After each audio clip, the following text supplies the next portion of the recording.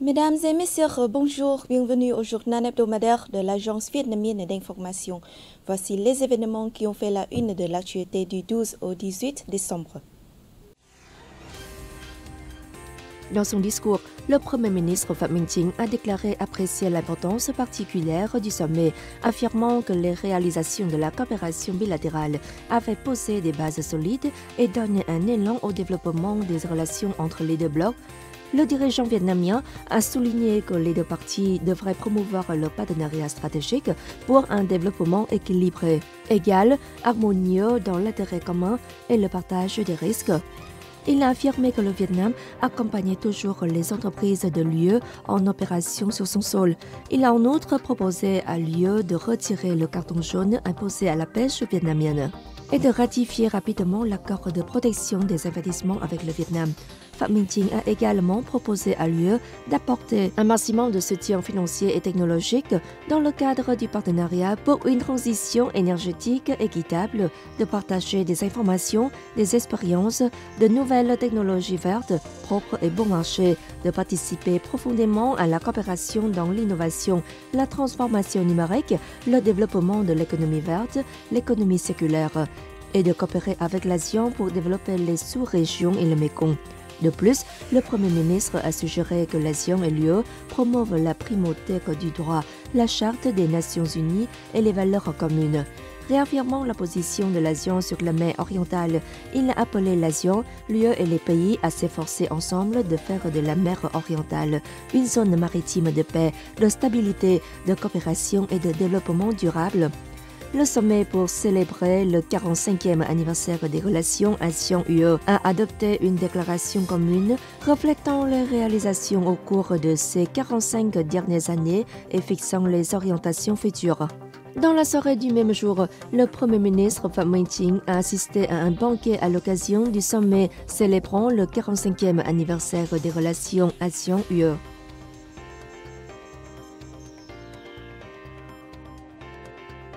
Le Premier ministre Phạm Minh Chính s'est entretenu le 12 décembre à La Haye avec son homologue néerlandaise Mark Rutte. Les deux chefs du gouvernement ont convenu de renforcer les échanges de délégations à tous les niveaux et d'appliquer efficacement le code de libre-échange entre l'Union européenne et le Vietnam au VFTA.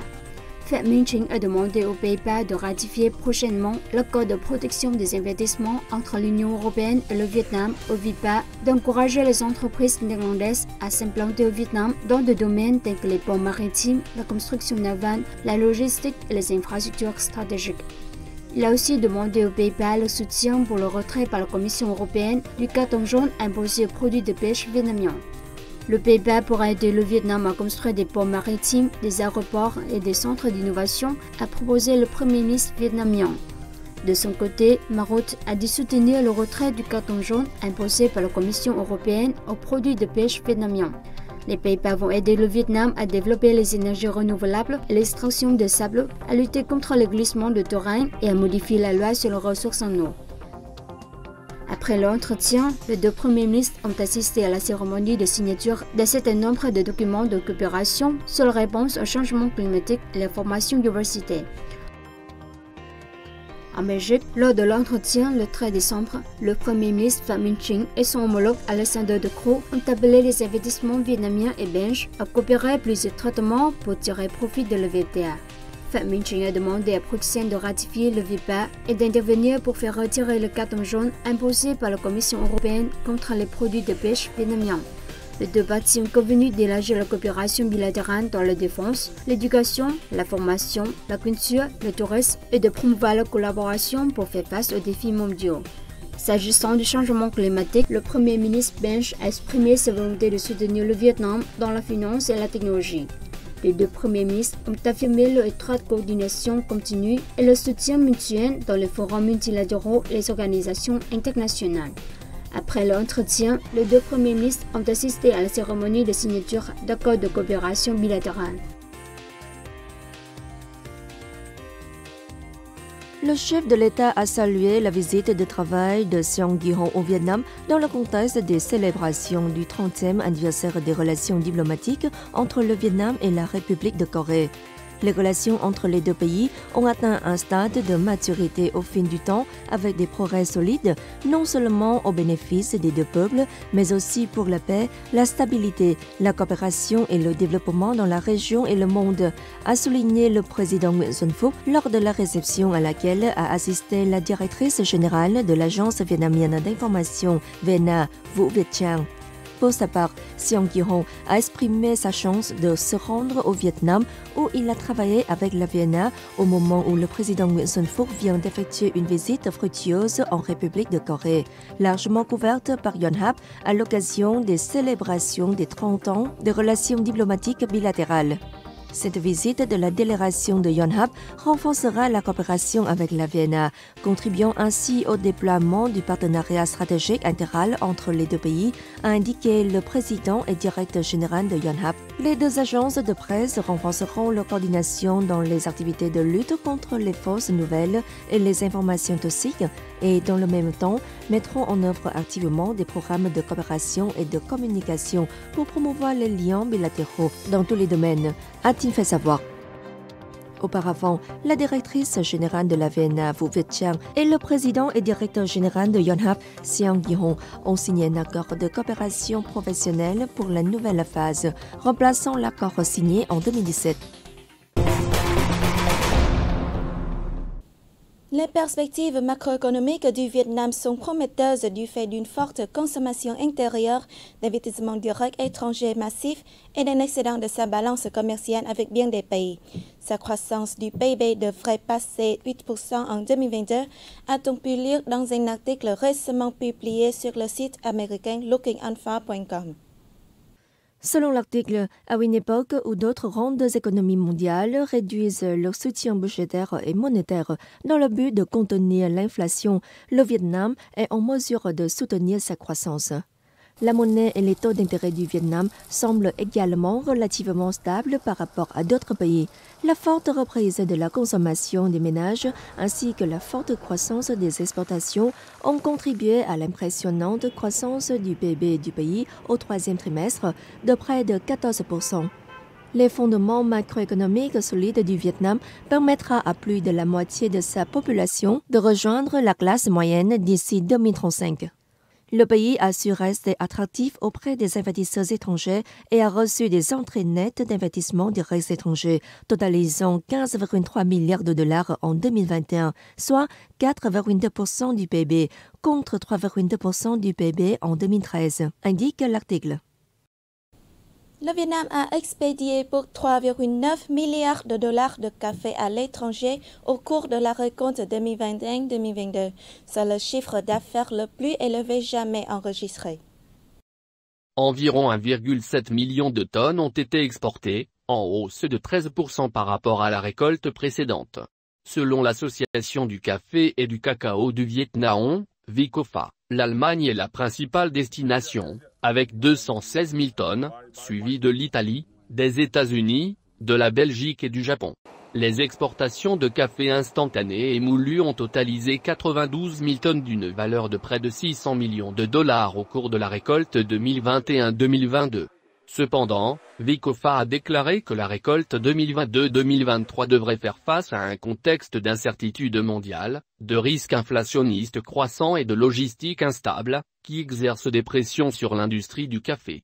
Le Vietnam, deuxième exportateur mondial de café, dénombre 97 usines de transformation d'une capacité annuelle de 1,5 million de tonnes.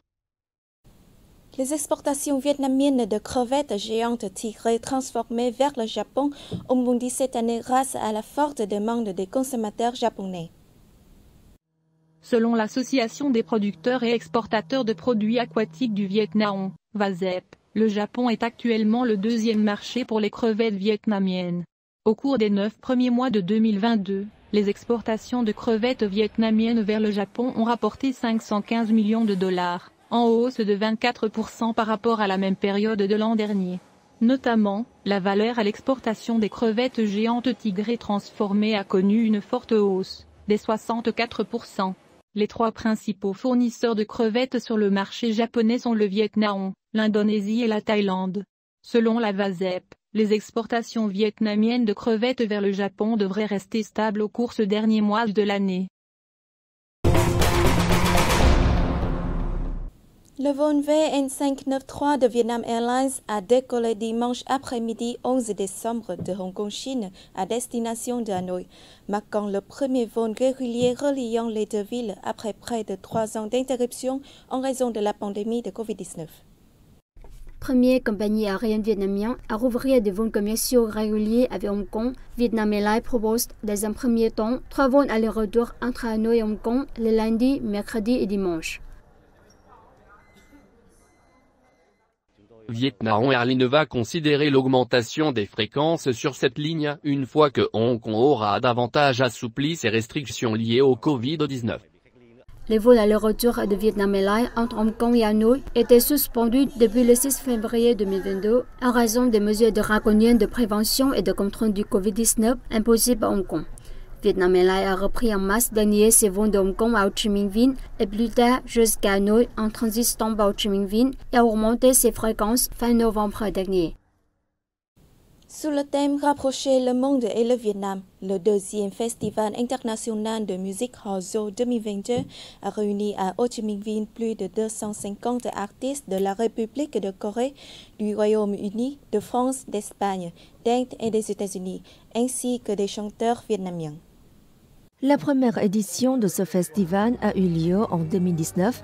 Le festival a apporté une atmosphère internationale au public, leur donnant la chance d'apprécier les performances musicales d'artistes nationaux et étrangers. De jeunes artistes créatifs sont montés sur scène. Une des caractéristiques uniques du festival Hozo est la combinaison de la musique vietnamienne traditionnelle et de la musique contemporaine.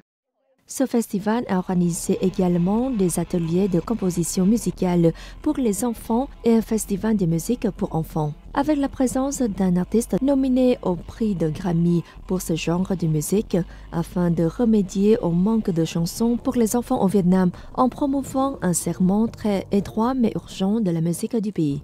Le Festival international de musique Hozo vise à développer l'industrie musicale locale dans le cadre de la stratégie municipale de développement du tourisme culturel à l'horizon 2030. Après le contrôle de la pandémie de Covid-19, l'île de Phu Quoc, au large de la province de Kiên Giang, dans le delta du Mekong, est redevenue la destination touristique et de villégiature populaire auprès des touristes vietnamiens comme étrangers, qu'elle était avant la crise sanitaire. Surnommée l'île aux perles, Phu Quoc a accueilli plus de 4,7 millions de vacanciers au cours des 11 premiers mois de cette année, soit une augmentation de 25% en glissement annuel, dont plus de 191 000 visiteurs internationaux. Le secteur du tourisme a engrangé plus de 7 200 milliards de dons, soit 305,4 millions de dollars de recettes entre janvier et novembre, dépassant l'objectif annuel de 8%. Pour attirer plus de touristes en cette fin d'année, Kiên Giang a investi dans le développement des infrastructures afin de mieux répondre aux demandes des visiteurs. Phu Quoc a un littoral de 150 km avec des vagues douces et des eaux turquoises. L'île est répertoriée parmi les destinations les plus populaires du Vietnam pour les sports nautiques. Les voyageurs aventureux peuvent également parcourir la chaîne de montagnes qui s'étend sur toute la longueur de l'île ou bien faire de courtes promenades à travers la forêt à la découverte des cascades et des routes. Au niveau national, le secteur du tourisme du Vietnam a fait un rebond impressionnant et a même battu son record de 2019, année pré-Covid-19, avec 11,3 millions de visiteurs nationaux de plus. Le pays a enregistré environ 416,3 millions de touristes nationaux de janvier à novembre, a informé l'administration nationale du tourisme.